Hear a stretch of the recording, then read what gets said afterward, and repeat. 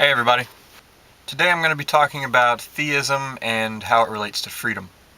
When talking about freedom, I'm not going to be using a dictionary definition. It's more going to be about how I perceive freedom and what it means to me or what I think it should mean. So basically, I think freedom is very simply being able to do whatever you want. And I know that naturally we are not completely free, in my view, because we have physical limits and mental limits. For instance, I want to go outside and be able to fly. I think that would be awesome. But uh, physically, I am incapable of doing that. So, in that regard, I am just a slight bit less free. I would also like to be able to do really complex calculus and physics problems in my head really quickly, but not smart enough for that. I'm okay at math, but not that good. So in that way, I think I'm a little bit less free. So aside from that, let me mention how we make each other less free. So I'm going to start with an example. Let's say I'm deciding what I want to do in any situation. I've got two options. I can go through path A and path B. And each one has its pros and cons and trade-offs. Maybe one is fast, maybe the other one's safe. So I'm trying to make up my decision, and I find out that there's a really big, mean-looking guy standing behind me with a knife.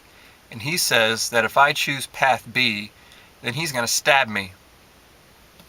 So right away, in my view, my freedom of choice has just been taken from me. Not only in that I'm scared of taking path B, and I think that if fear is playing into your decisions, then you're not totally free. But aside from that, even on a mental level, I'm not free because uh, my fear of getting stabbed, and I really don't like the idea of getting stabbed, it has literally kept me from choosing path B. Like, it would be impossible for me to choose path B. So I would have to choose path A, and my freedom of choice is gone. Now, not everyone's freedom would be taken away in that. For instance, if I didn't trust the guy, or if I knew somehow that his threat didn't mean anything, then I would still be free, because I wouldn't have any fear of being stabbed or any fear at all influencing my decision. So my freedom of choice would still be there. Now, let me move that into a bit more of a realistic example of something that is actually going on. So now let's say I have three different paths I can take. I have A, B, and C. And this is me actually trying to think of what I want to do. So A would be believing in God or a God.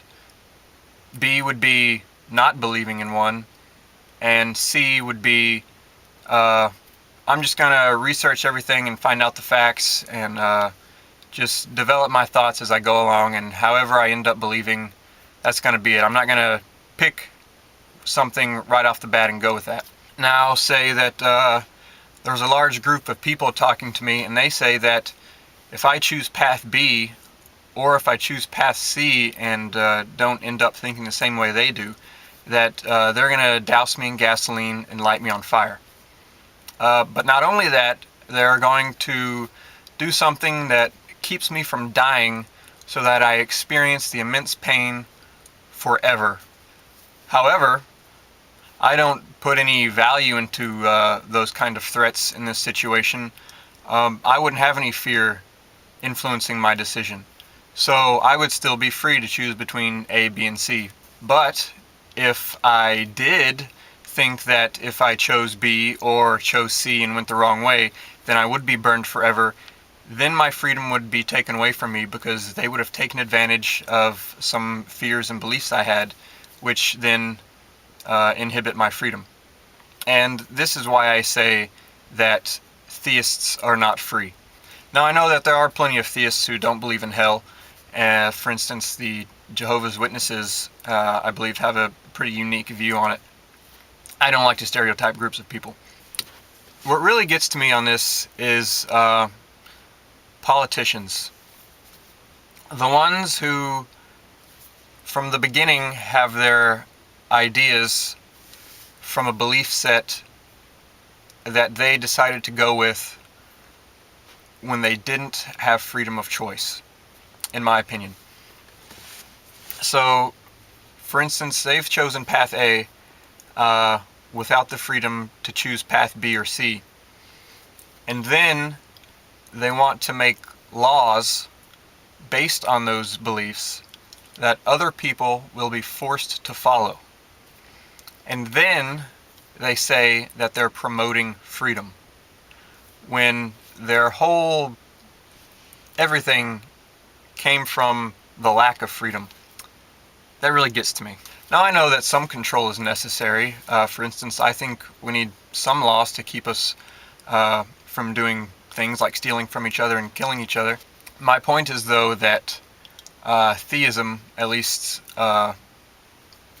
theism that includes an afterlife, is an unnecessary limit to freedom. Thank you very much for watching. Have a nice day.